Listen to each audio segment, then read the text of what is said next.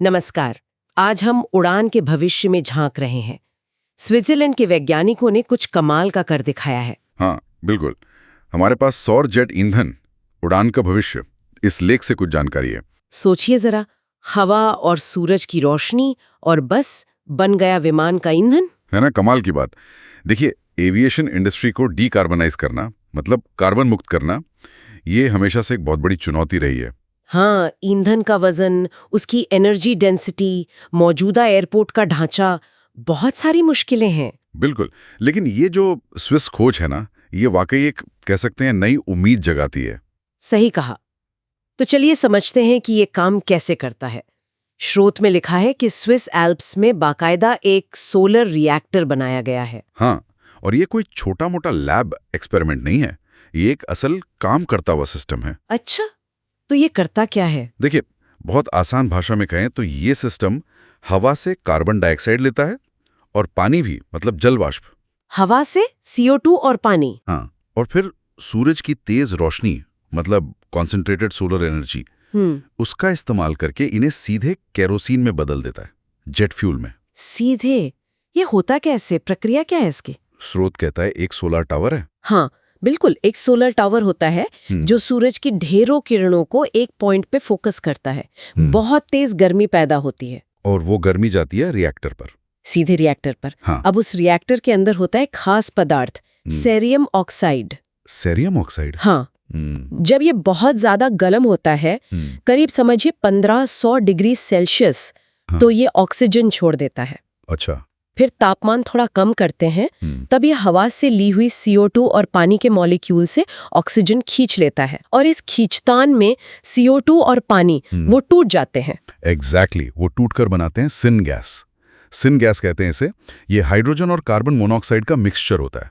Syn gas, ठीक है। और एक बार आपके पास सिन गैस आ गई तो फिर उसे लिक्विड केरोसिन में बदलना वो जानी पहचानी केमिकल प्रक्रिया है, मुश्किल नहीं है। और जो ईंधन बनता है वो नॉर्मल जेट फ्यूल जैसा ही होता है। बिल्कुल वैसा ही, यही तो इसकी खूबी है। यहीं पर वो कार्बन न्यूट्रलिटी वाली बात आती है ना? स्रोत कहते हैं ये क्लोज्ड लूप है, बंद चक्र। हाँ, और ये समझना बहुत जरूरी है।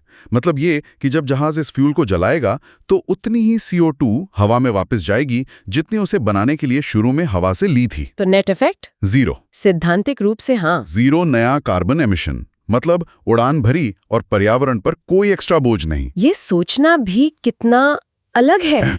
पर जो सबसे कमाल की बात मुझे लग रही है वो ये कि इसके लिए कोई नए जहाज नहीं चाहिए। हाँ। ना ही एयरपोर्ट पर कोई बड़ा बदलाव। सही पकड़ा, यही इसका सबसे बड़ा प्लस पॉइंट है।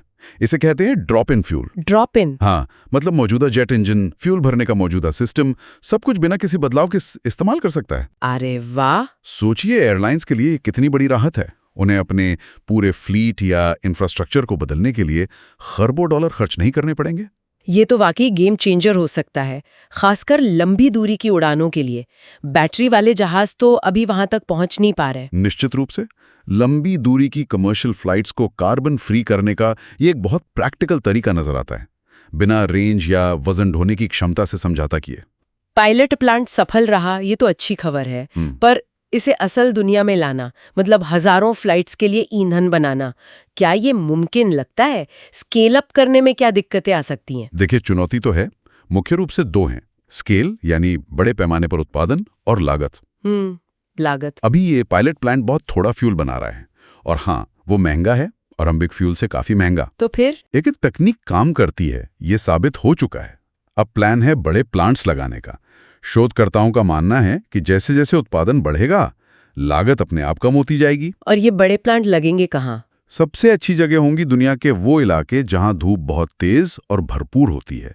रेगिस्तानी इलाके सोचिए, जैसे सहारा या ऑस्ट्रेलिया का आउटबैक। हाँ बिल्कुल, ऐसी जगहों पर बड़े बड़े सोलर फ्यूल फार्म्स बनाए जा सकते हैं जहां सूरज की रोशनी की कमी नहीं, जमीन भी काफी है। ये प्लांट फिर सीधे पास के एयरपोर्ट्स को जीरो एमिशन फ्यूल सप्लाई कर सकते हैं। अगर ये तकनीक कामयाब होती है और दुनिया भर में फैलती है, तो ये तो हवाई यात्रा की पूरी इकोनॉमिक्स बदल सकती है और क्लाइमेट पॉलिसी पर भी असर डालेगी। बिल्कुल, बहुत गहरा असर डाल सकती है। तो संक्षेप में कहें तो हमारे पास शायद एक रास्ता है, मौजूदा हवाई जहाज़ों से ही कार्बन न्यूट्रल उड़ान भरने का।